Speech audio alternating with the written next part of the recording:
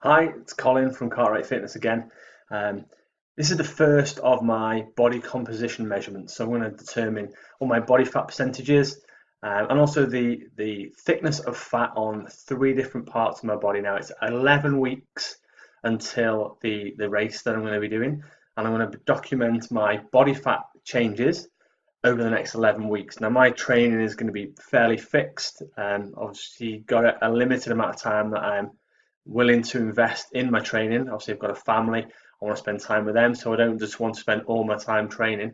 My plan is to train 4 times a week in the kayak, go for 2 runs a week, and then do some very short flexibility and strength sessions, which may be 15 to 20 minutes, and I may do those a maximum of 3 times, 2 to 3 times a week on those. So 4 kayak sessions, 2 runs, and 2 to 3 very short flexibility and strength sessions. So that is the plan.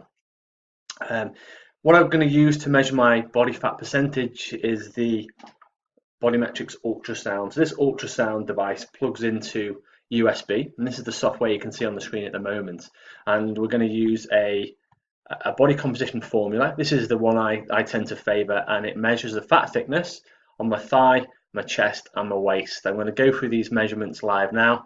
It'll give me a body fat percentage, and then, as I say, over a week we will look at the trend, and hopefully, fingers crossed, the trend will go down. The body fat thickness on each of these parts of my body, the millimeter thickness will change. It will go down, and my overall body fat percentage will go down, which hopefully will increase my performance because I'll have less weight to carry. Although kayaking is not a weight bearing sport like running, and it's not impacted like cycling when people go uphill and their power to weight ratio is affected.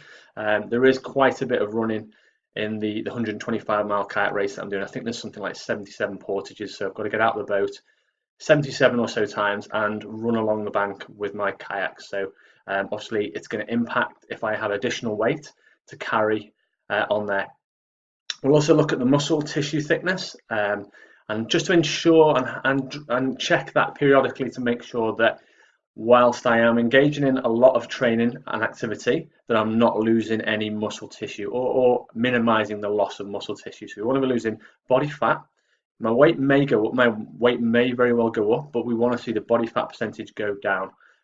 Obviously, scale weight is a very kind of crude method of measurement, really, because it doesn't take into account what's actually happening within the body. You could be increasing muscle mass, doing all the training that I'm going to be doing, but as long as the body fat percentage is going down, I'm not too bothered about what my weight will be. So let's jump straight into these measurements. So the device plugged into USB.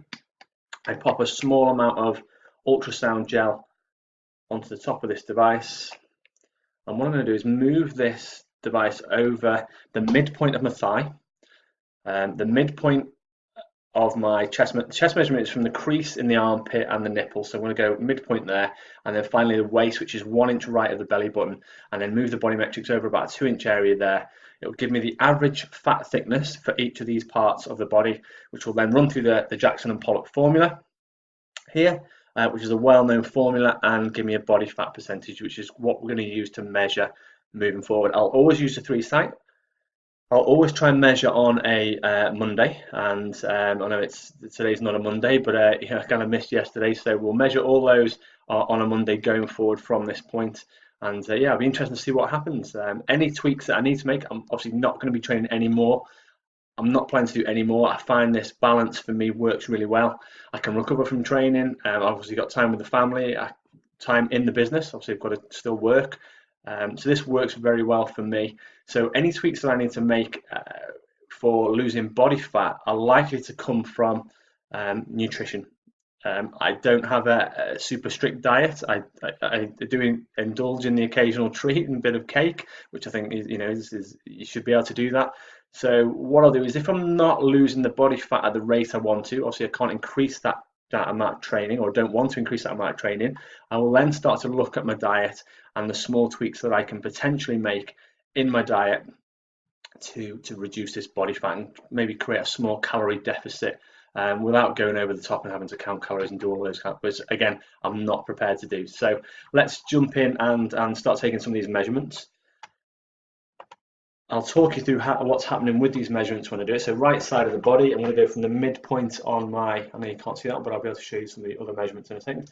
Let's just have a look at that now. So the first strong peak you see at approximately, it's just over 5 millimeters there. I'll release that on there. So this here is the actual fat thickness on my thigh. I'm going to take another measurement on there. Now it'll keep asking me for measurements if they differ by more than 10%. So hopefully we can get just 3 measurements on here, and that will be fantastic to give me the fat thick. Perfect. So the fat thickness, direct fat thickness on my thigh is 5.9 millimeters. Now this is different. If anyone's ever seen those skin fold pinch calipers where they pull a piece of fat away and they pinch it, this is different from ultrasound. The skin fold calipers will measure a fold of fat, which can be anything from 1 to 3 times the true fat thickness on your body. So this is measuring straight in through the skin and looking for the fat muscle interface and the muscle bone interface. Obviously on the thigh we saw a peak that came, the first peak about 5.9 millimeters, and then another strong peak at the very end. That's the muscle bone interface. So between these 2 points is the actual muscle thickness, but I'll jump in and show you on the scan tab over here shortly how we actually measure muscle and how I'll keep a track of the muscle measurements on my body. So the chest, I'll just adjust the screen so you can see this one. Move this down a little bit. So this now goes from the crease in the elbow to, the crease in the armpit, elbow, to the nipple there now, and we'll take this measure point. And again, we're looking for that strong peak which identifies the fat thickness on my chest. So we'll do this one again. Release, finally, another one. So we had a couple of measurements that differed by more than 10%, so it's asking for another measurement there, 6.3 millimeters. Finally, we'll do the waist. So this is 1 inch right of my belly button. We'll pop a small amount of gel back on the device here, and we'll take this body fat measurement on my waist. Oh, support that measurement. Let's try it again. So it gave me that kind of odd line there because I've released the button before it had a chance to stabilize and to determine where the fat thickness was. So let's have a quick look now. So we've seen that strong peak, which is just past 10 millimeters.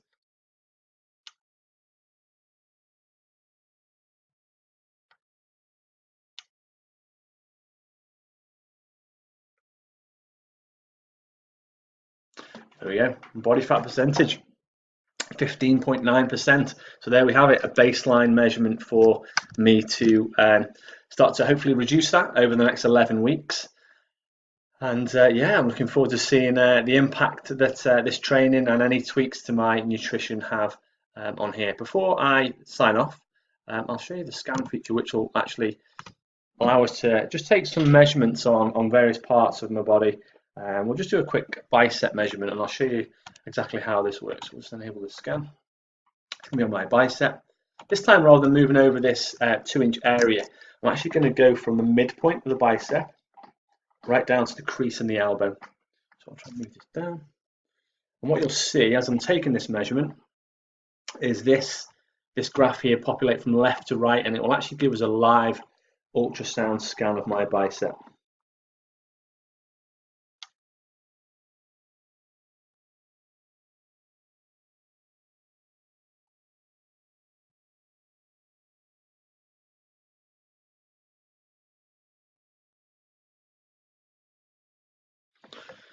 Great stuff. Okay, so without getting into too much detail, and obviously I want to keep this video relatively short, this first, or bands of dominant white signal, we can see here. So this one that goes right across here, that's the fat thickness, which was represented by the peak we had, the first peak we had when we took a measurement. So I can track this interface across here, and I can stop tracking that one.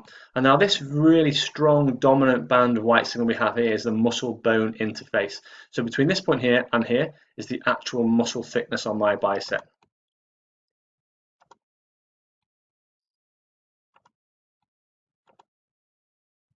So what I can do then, we can see that on the thickest point, my bicep muscle is 35.7 millimeters. So what I like to do now is I'll save that one up. I've identified that's the bicep, save that one. And then I'll keep an eye on all of these in the scan gallery here over time. I'll track my thigh, and I'll do one or two other muscle measurements in there, and I'll share those with you next time. So hopefully that was useful. Let's have a look at the trend, because I have taken some body fat measurements previously. So yeah, these are the site-specific ones here. So my body fat, my waist measurement has actually gone up since I last did this back in October. So hopefully we'll start getting those to go down the other way. But my body fat as my, let's have a good look at this one, weight. Yeah, so my body fat's gone up. The blue trend line there is my weight, which has stayed exactly the same, but my body fat's gone up. Probably Christmas is to blame for that one. But as I say, over the next 11 weeks, we will start to turn that around. We'll see this trend going down the other way.